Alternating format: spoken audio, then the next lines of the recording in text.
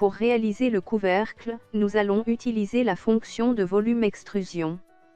Cette fonction sera appliquée, dans un premier temps, sur une esquisse formée d'un cercle, pour créer la partie cylindrique de diamètre 105 mm et de longueur 22 mm. La même fonction sera utilisée, pour générer la partie cylindrique de diamètre 50 mm et de longueur 5 mm.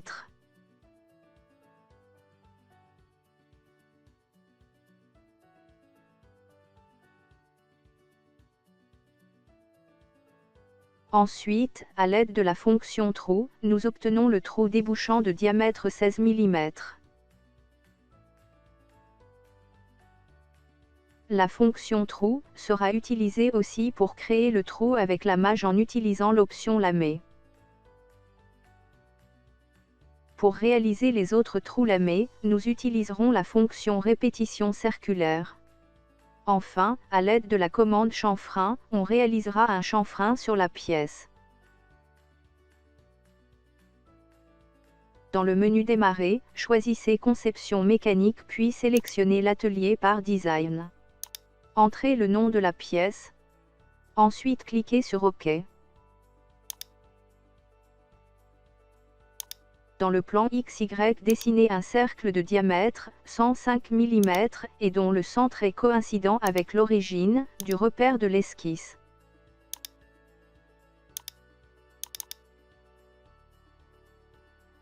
Sortez de l'atelier Sketch en cliquant sur l'icône sortie de l'atelier.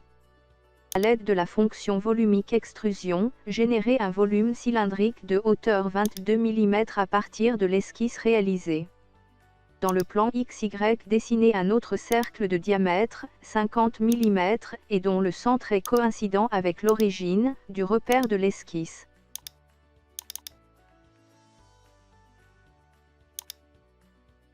Sortez de l'atelier Sketch. Ensuite, à l'aide de la fonction volumique extrusion, générez un volume cylindrique de hauteur 5 mm à partir de l'esquisse réalisée.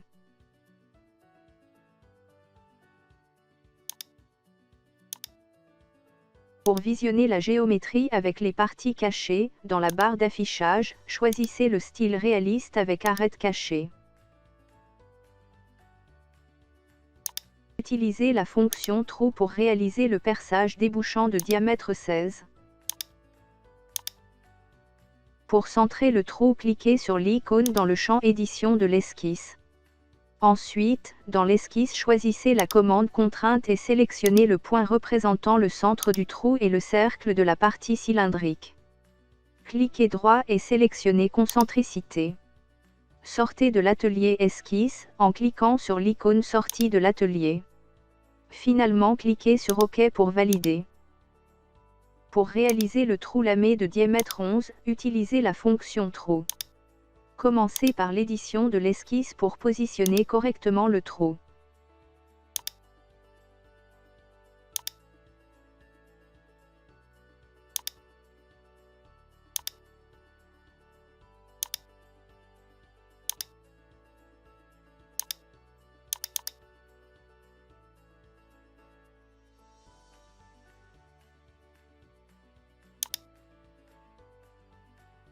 Entrez le diamètre du perçage et pour le lamage, passez à l'angle type.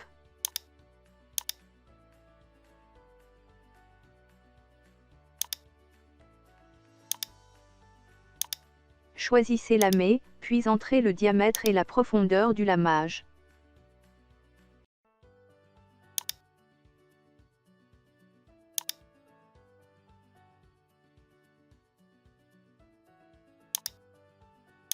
Pour réaliser les autres trous, utilisez la fonction répétition circulaire. Cette fonction est accessible via la barre outils composants de transformation, ou à partir du menu Insertion.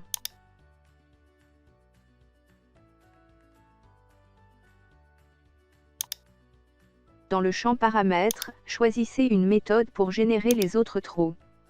Dans le champ Éléments de référence, cliquez droit et choisissez l'axe Z comme axe de la répétition. Pour le composant, sélectionnez le trou lamé dans l'arbre de création. Cliquez sur Aperçu pour vérifier les paramètres introduits. Finalement, cliquez sur OK pour valider. À l'aide de la commande chanfrein, réalisez un chanfrein sur la pièce, avec une longueur de 1 mm et un angle de 45 degrés.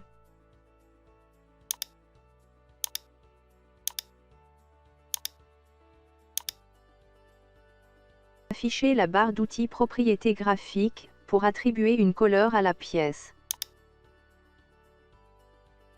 Dans l'arbre de création, sélectionnez Corps principal, puis dans la barre d'outils Propriétés graphiques, sélectionnez la couleur à attribuer à la pièce. Appliquez un matériau à la pièce, en cliquant sur l'icône Appliquer des matériaux.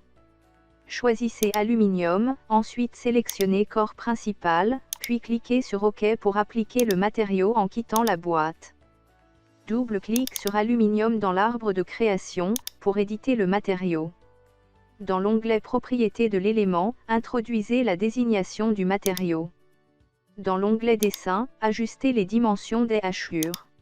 Ces hachures apparaîtront, au moment de génération d'une coupe ou d'une section dans l'atelier drafting.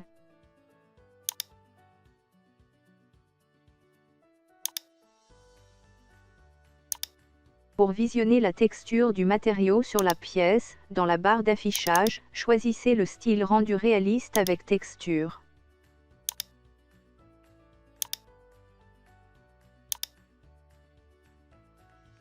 Dans l'arbre des spécifications, cliquez droit sur le nom de la pièce puis sélectionnez Propriétés. Définissez les informations relatives à la pièce.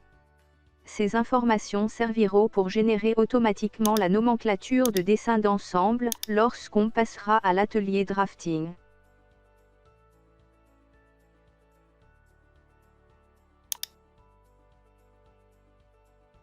Finalement, enregistrez la pièce dans un nouveau dossier appelé, par exemple, actuateur.